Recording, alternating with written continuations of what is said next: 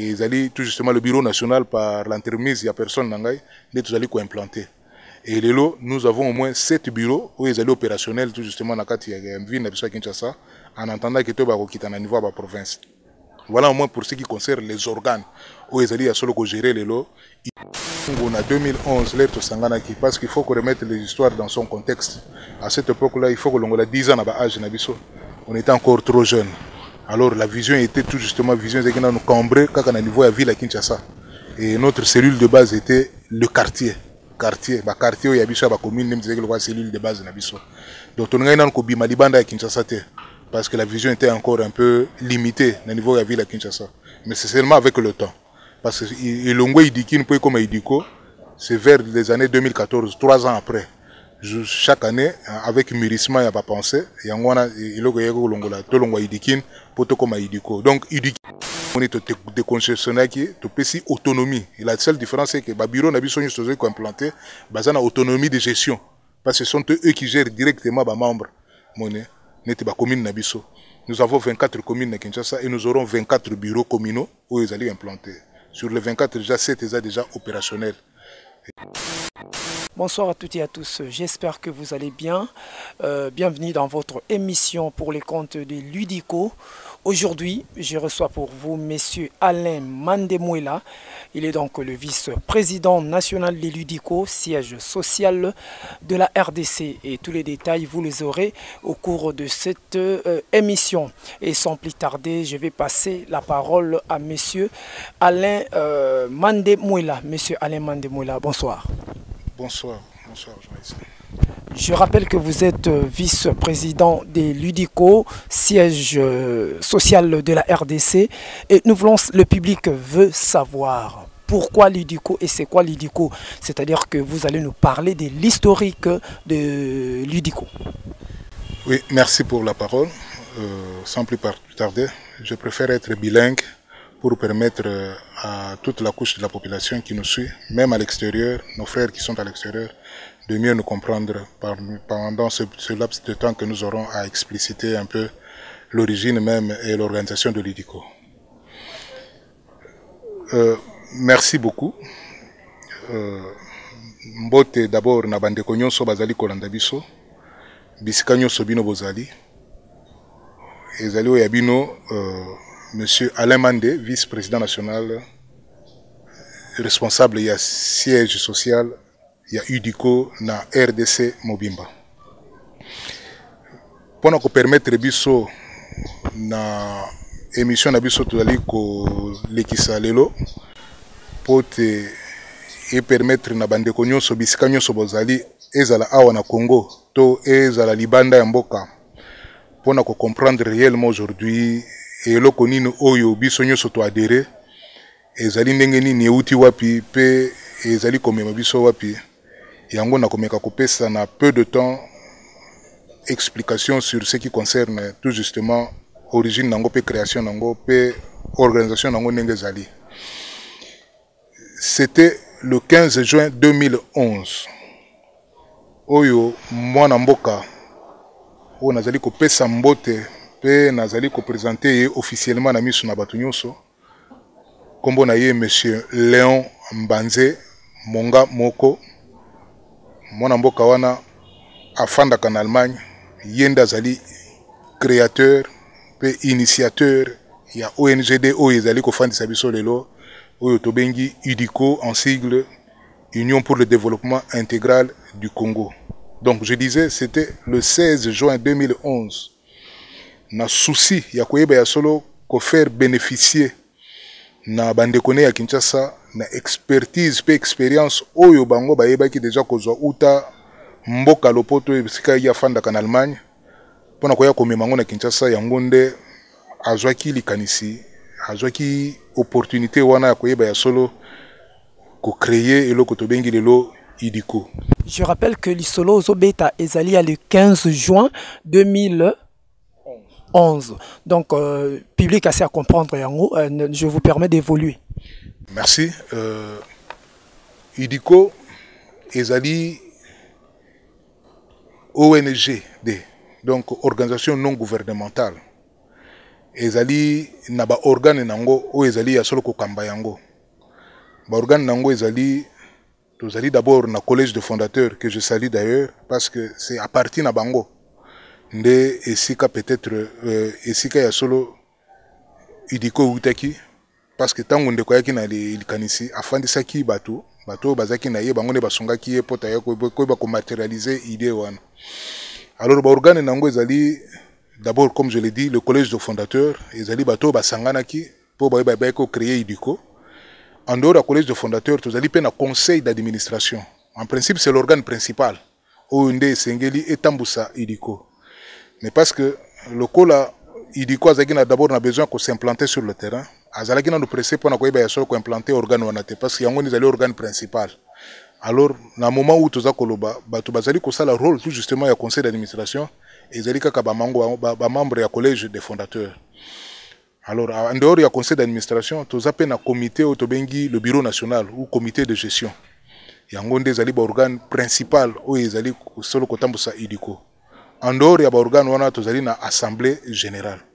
Assemblée générale, c'est parce que nous avons un côté opérationnel. Tu as implanté tout justement le bureau où il y a idiko.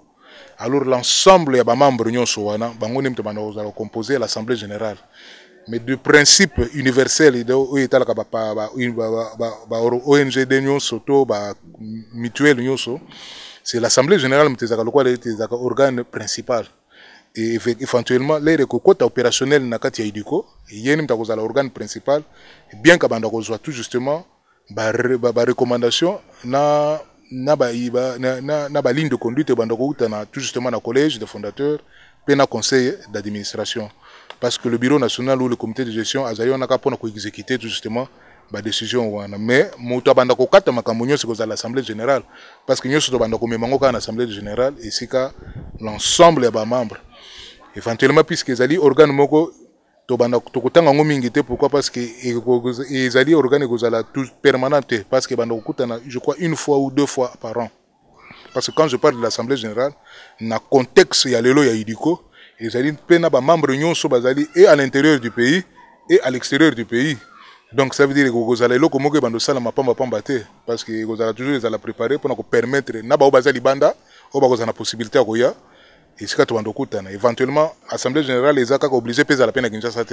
Le jour où Idiko sera vraiment réellement implanté et qu'il atteindre l'objectif naie bisika nyonso akozala besoin ya kosa ya koyeba solo ko convoquer à l'assemblée générale et ko dépendre na ndenge etamboleli ya ONGD mais et bandoko sala mesika wana. Donc voilà en bref les organes les organes principaux.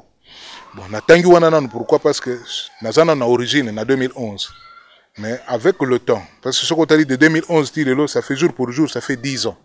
10 ans que Idiko et Zali existaient. C'est ainsi que, au fur et à mesure, avec les années, en attendant qu'il y ait comme opérationnel sur le terrain, le mûrissement, toujours bah idée où tu n'es pas initiateur, monsieur Léon Banzé, Nababiso, cofondateur, collaborateur direct, et il permettre que tu aies la champ d'action. Donc la vision du début, où tu as étendre l'activité du Kinshasa, na commune, et il y a eu une vision comme à niveau national. Toute la République démocratique du Congo Mobimba. Alors, à niveau national, vu l'étendue de la République, il est pratiquement impossible que le seul bureau national ait endossé charge et s'occuper de l'activité à niveau de base. Parce que la particularité ou la différence entre IDICO et ONGD Mosusu, biso cellule de base na biso. Dès le début, il y a le quartier. Mais au fur et à mesure, il y a la champ d'action, cellule de base na biso comme ville ou commune. Parce que Kinshasa est déjà ville-province, et la ville. Donc, or, le bureau national à lui seul a la capacité de gérer les membres de la ville, de la commune, de la territoire de la République. Alors, il fallait décongestionner tout justement le pouvoir. Donc, ça veut dire le bureau national, dans le principe même où il est prévu dans le statut, il fallait élargir. Donc, il fallait se déposséder na ba pouvoir muso zaki nango pona ko ba solo ko permettre ya ce que l'implantation tout justement il y a ba cellule na yeba ndoko salema na la nouvelle vision na nouvelle champ d'action ya sika yo ayeba solo ko pesa yango na niveau ya ba commune na ba ville pour te baye ba solo ko mona ndenge nini ba ko kotambosa parce que bango ne bazali ko gérer directement ba membres sur le terrain. Donc voilà en quelque sorte ndenge to fungola ki tout justement vision ndenge ko koma na niveau wana mon. Alors à partir de wana, puisque maintenant il fallait maintenant offrir le champ d'action pour na ko ba solo ko atteindre ba vision wana, comme le Kola Yemoko fondateur initiateur et en passant effectivement ezalaye ezalangai tout ça babisonyo sur membre du collège des fondateurs. Alors pour nous permettre tout justement la nouvelle vision on a lobby où il y a solo ko élargir le champ d'action ya Idiko, il fallait sikoyo que le collège des fondateurs où ils allaient ko gérer biso et ba solo ko pesa biso aval pouvoir on a ko ba solo ko kokisa où ils avaient qui vision la nouvelle vision to koma kinango. C'est ainsi que cette émission nous a été donnée par le collège des fondateurs qui m'a nommé et qui l'a nommé yé. Oui, nommé qui est d'abord président pengai vice-président pour te biso lokola nous ko porter vision wana tu eba solo ko aswa rango pour te permettre à ce que Idiko azala réellement implanté sur le terrain. Lokola yaza libanda lokola yaza ko évoluer mingi na libanda lokola zali résident libanda to yebeki ya solo ko départir tout justement ba charge wana. C'est ainsi que extension ya Idiko à l'extérieur du pays et tikala na maboko na ye président lokola yaza libanda parce que ça na facilité wana et implantation à niveau ya pays et tikala na maboko na vice-président et c'est ainsi que je suis même le responsable de l'implantation na niveau ya RDC. C'est ainsi que au lelo en dehors ya ba organo na uti kotangela yo wana, donc ça veut dire le collège de fondateurs, le conseil d'administration qui sera d'ici peu implanté dès que makamunyo sikofanda, le comité de gestion ou le bureau national. Le il fallait que décongestionner le pouvoir. Alors le pouvoir a été donné, a été éclaté. Et que bote la biso sikoyo, ba bureau oyo, les lots tous anango, ils allaient déjà opérationnels. Na niveau libanda to bengi ango les bureaux fédéraux ya Idiko. Donc ça veut dire ba état nyon soana ya libanda, ezala Allemagne sika yazali, ezala France, ezala Belgique, ezala Italie, ezala Suisse, ezala Maroc, ezala Afrique du Sud. Ba mboko déjà na tangyo déjà, eza déjà na ba bureau wana. Nous avons préféré ko benga ngo ba bureaux fédéraux. Pour faire la différence dans la province à l'intérieur du pays. Donc, il y a des gens qui s'occupent de l'implantation du bureau. Et c'est ainsi que si on a niveau de Yamboka, ils ont un niveau de province, ils ont un niveau de commune, ils ont tout justement le bureau national par l'entremise, il y a personne qui ont implanté. Et là, nous avons au moins 7 bureaux où ils sont opérationnels tout justement dans la ville de Kinshasa, en attendant que tout soit au niveau de la province. Voilà au moins pour ce qui concerne les organes où ils allaient solo gérer les lots Idiko. Donc c'est ça la particularité et la différence entre Bisson et ONG Moussous. Donc nous avons voulu donner ce cachet là spécial pour nous permettre à ce que les dirigeants base à la plus proche à diriger. Il y a un moment de concessionnaire qui est autonomie. Et la seule différence c'est que le bureau n'a pas été implanté basé sur autonomie de gestion. Parce que ce sont eux qui gèrent directement les membres. Nous avons 24 communes à Kinshasa et nous aurons 24 bureaux communaux où ils allaient implanter. Sur les 24, déjà 7 sont déjà opérationnels. Et les autres, tous ceux qui n'ont pas malin, mais tous ceux qui n'ont pas implanté. Là au moins pour ce qui concerne les organes. Éventuellement, nous avons aussi les catégories des membres. Dans la catégorie des membres, nous avons des membres les membres effectifs. Bangonde, nous avons adhéré à la vision où nous avons présenté à Idiko. Et ces membres-là, ils sont des membres effectifs. La caractéristique de il faut d'abord adhérer. Il faut adhérer d'abord dans la chose. Ça veut dire bazali na fiche d'adhésion na bango, na carte na bango ya membre. En dehors des membres effectifs, nous avons les membres sympathisants. Ça veut dire bango obligation vraiment quoi adhérer mais bakoko sepela justement la vision pe bazali ko participer bazali ko sympathiser na activité nyoso yo il ko bazali ko organiser. Effectivement le commandement reste le même, donc injonction nyoso politique nyoso organisation bazali ko uta na bureau national qui est dirigé par le président national Léon Banzé. Donc kaka ndenge na lobby ceux qui tobi tozonga na statut na biso ezali na justement na niveau ya article 28 ya statut où epesi biso pouvoir on a implantation justement. Il y a un bureau, disons, à niveau, il y a décongestionner la cellule de base, au biso de bengi commune, na ville, on a implanté justement un bureau. Quand on est dans le lobby, lorsque nous implantons, cela veut dire, lorsque nous descendons sur le terrain, nous choisissons ba oyo bazali apte pour na koyeba solo ko diriger tout justement UDICO na niveau ya commune. Alors lorsque tu kopona bango la structure même ya bureau national yango nem des copie où ils allaient kokitati na niveau ba fédéral puis na niveau ba communal puis na niveau ba cellulaire. C'est la même structure, donc président, vice-président, secrétaire, secrétaire adjoint, trésorier adjoint, commissaire au compte, chargé il y a relations publiques, chargé il y a technique, sport et loisirs et puis chargé à discipline. C'est cette même structure yango ne tozo ko kitati na niveau ya ba base. Alors l'air to ko pona tout justement ba animateur, o ba ko animer sur bureau wana, bango nde siko to ko tikela bango siko aval. Moné. Parce que là, on va la politique même. La politique même, on va solo diriger tout justement entité na bango wana, donc le bureau de bango. Donc toute cette politique là, ils allaient tout justement organisation interne na bango. Alors l'air bango bako fan de sayango, bako iba solo structurer bureau na bango, bako benga siko biso to ya ko installer bango officiellement. Je pense que vous avez le droit et l'autorisation ya kolobela UDICO avec toutes ces précisions. Combien de temps vous êtes déjà dans la carte UDICO? Vous, en tant que vice-président national de l'UDICO. Merci pour la question, Anna. Je suis tout d'abord cofondateur parce que j'étais parmi les premières personnes, tango initiateur à une idée Wana, et à quoi il va implanter UDICO na Congo. UDIKIN, qui est comme UDICO. C'est parmi bateau à Liboso et qui a solo contacté. Pour mûrir parce que natang wana ezaki nano penser na mutu na ye, alors il fallait que la tisango siko nzoto pour y comme réalité. C'est ainsi que en ma qualité de cofondateur, donc j'ai participé à toutes les réunions créatrices ya UDICO ti lelo. Donc s'il faut faire le calcul jour pour jour, ça fait 10 ans que nazali wana. Et je crois que je suis aussi une personne habilitée à titrer pour solo pour préparer sur UDICO en quelque sorte. La ligne publique à comprendre, au lobeli UDIKIN na UDICO. Pourquoi de l'UDIKIN à UDICO?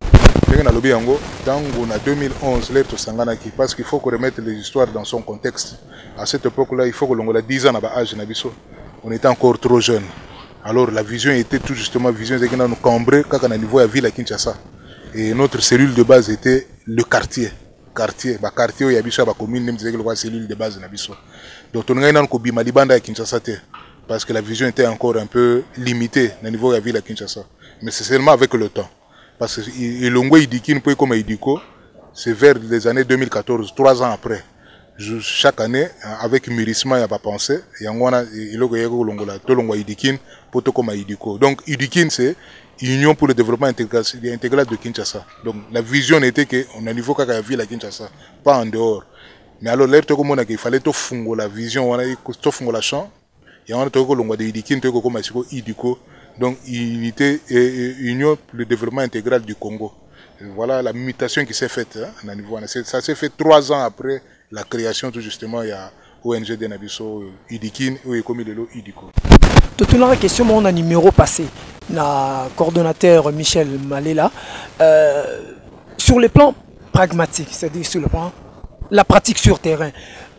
Différence ni soit boza ko se démarquer na quoi par rapport parce que ba ONG bimi belé ba ONG de banda ko bima. Mais est-ce que ni ko ça la différence il y a UDICO na ba ONG wa? Merci pour la question, Anna. Je suis aussi à l'aise pour en répondre. En principe, tout ce qui est limité pour tous les ONG, donc organisation non gouvernementale. C'est ce qui, le langage idiki, il y a organisation non gouvernementale. Donc organisation non gouvernementale. C'est ce qui, le langage idiki, il y a organisation non gouvernementale. C'est ce qui, le langage idiki, il y a organisation non gouvernementale. C'est ce qui, le langage idiki, il y a organisation non gouvernementale. C'est ce qui qualifié tout justement organisme ils ont ça la politique. Mais on ne s'est pas limité là. Parce que ce qui s'est limité que là, tu crois que vous allez faire un tous allez. Mais nous avons préféré aller un peu plus loin parce que tu sais qu'il y a une vision na biso mususu. Il y a un monde qui ONGD, tu sais que ça développement. Donc nous voulions participer mais apport na biso moko boy. Yango na lobby, c'est à partir d'expériences vécues par notre initiateur Michel Malela sur le plan pragmatique, c'est-à-dire sur le plan la pratique sur terrain. Différence ni soit boza ko se démarquer na quoi par rapport parce que ba ONG bimi belé ba ONG de banda ko bima. Mais est-ce que ni ko ça la différence il y a UDICO na ba ONG wa? Merci pour la question, Anna. Je suis aussi à l'aise pour en répondre. En principe,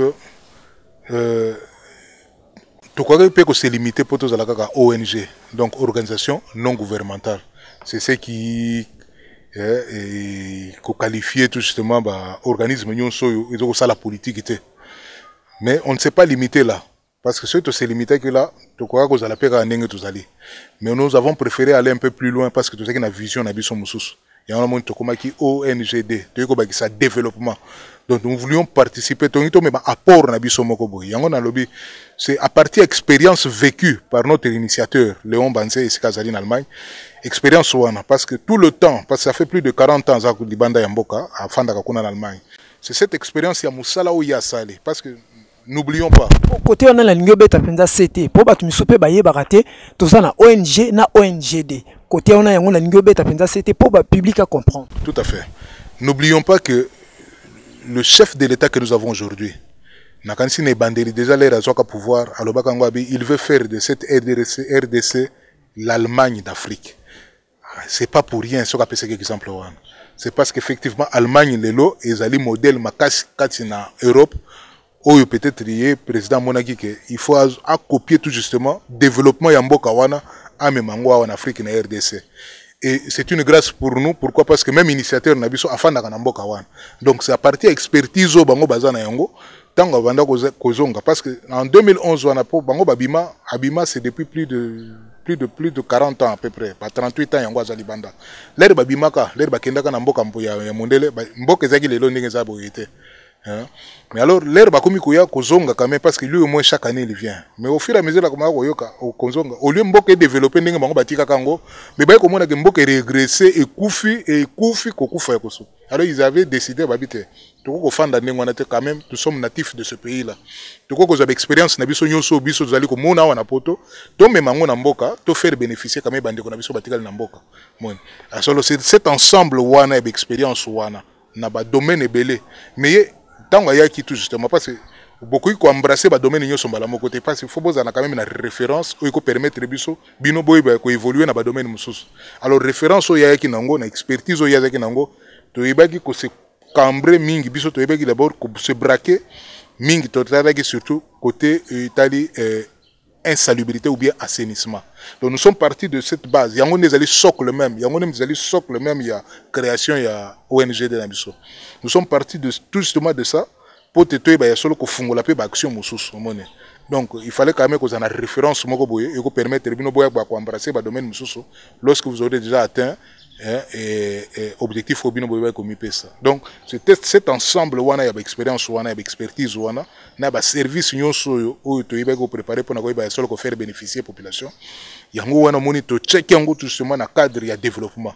Donc nous ne voulons pas to ninga ki to se limiter na ONG. Donc, organisme non gouvernemental.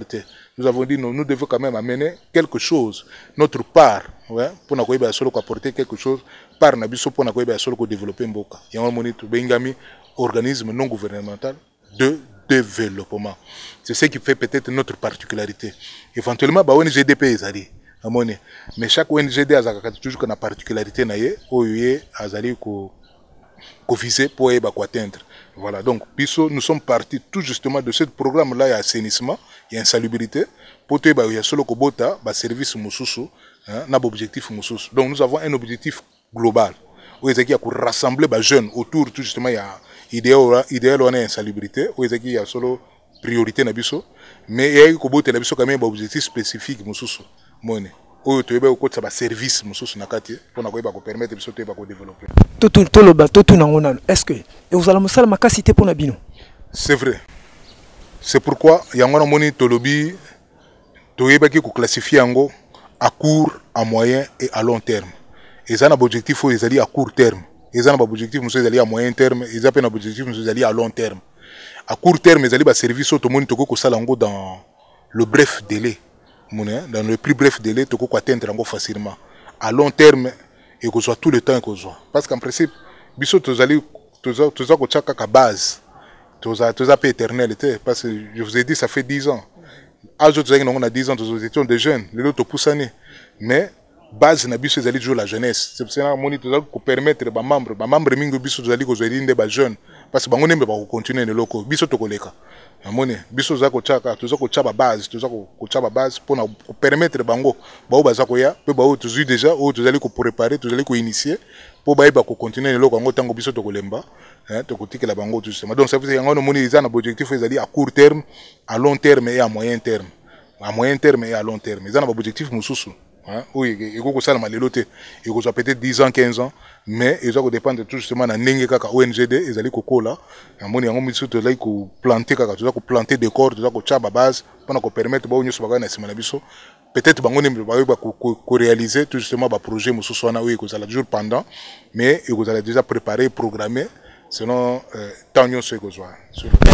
Ceux qui natali na sima, natali na polo lati.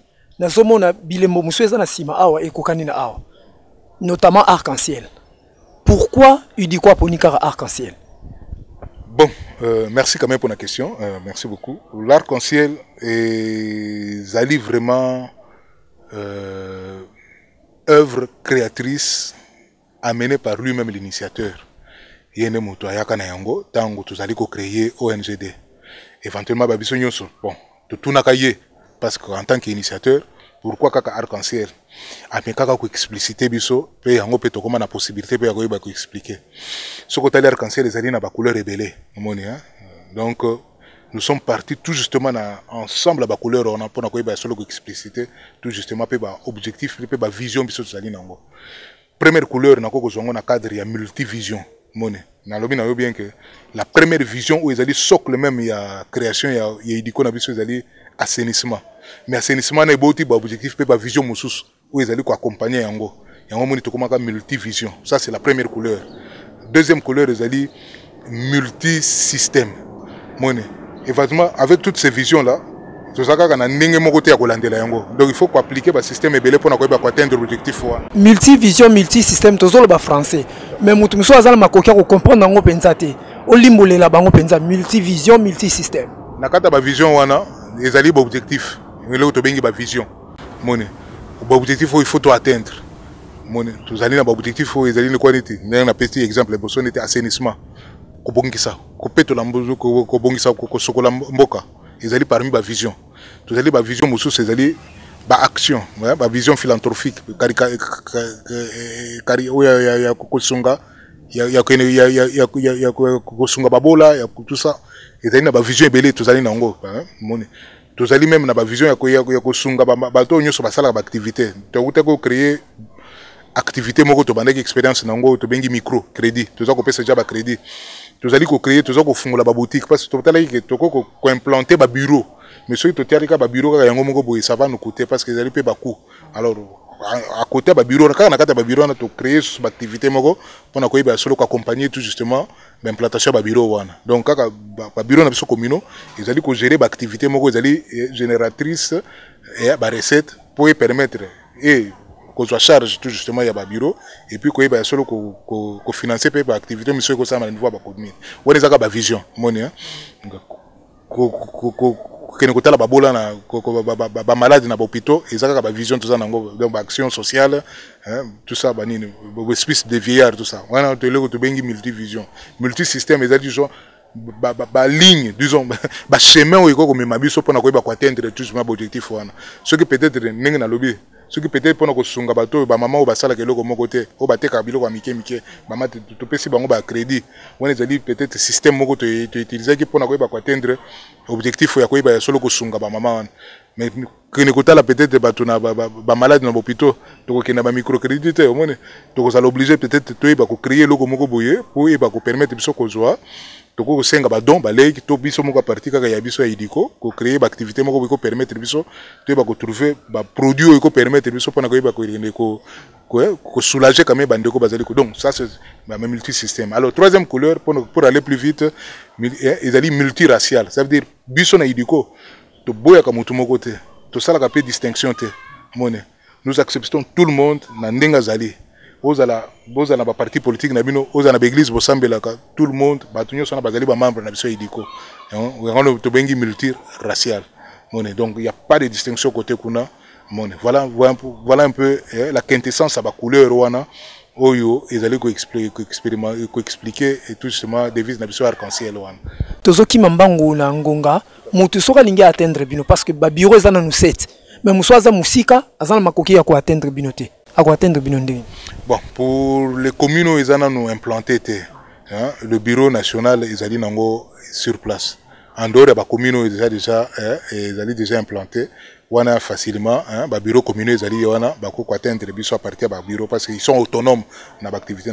Par contre, pour les communes qui ne sont pas encore implantées, ils peuvent atteindre à partir du bureau national parce qu'ils en ont pour le moment jusqu'à preuve de contraire, parce que le siège ils allaient éventuellement ils allaient parmi les particularités de boy na biso ba gombe kuna ba limité parce qu'on en a aussi la possibilité que nous pour être un peu visible, mais tu préférais mieux plutôt dans la périphérie parce que vision na biso allait tout justement ce que allez bien tu allez mingi na élevage na ba culture parce que mon ngonga et permet de traiter mais na agriculture élevage ba biloko wana ba nini tout ça. Je préfère qu'ils mettent tous à la côté la périphérie donc tu que tu as plutôt siège social na biso tu chango na monga fula na kota matima matadi mayo kuna donc na monastère avenue monastère ndesika siège na biso ezali effectivement ils allaient en construction kala mingi te soki nzamba sungi déjà ils a aussi là et vous allez être invité pour la inauguration justement à siège mais en attendant ne baloba babi esika chef azali ndesika pe bureau ezali donc esika nga nazali na matete ndesika pe bureau national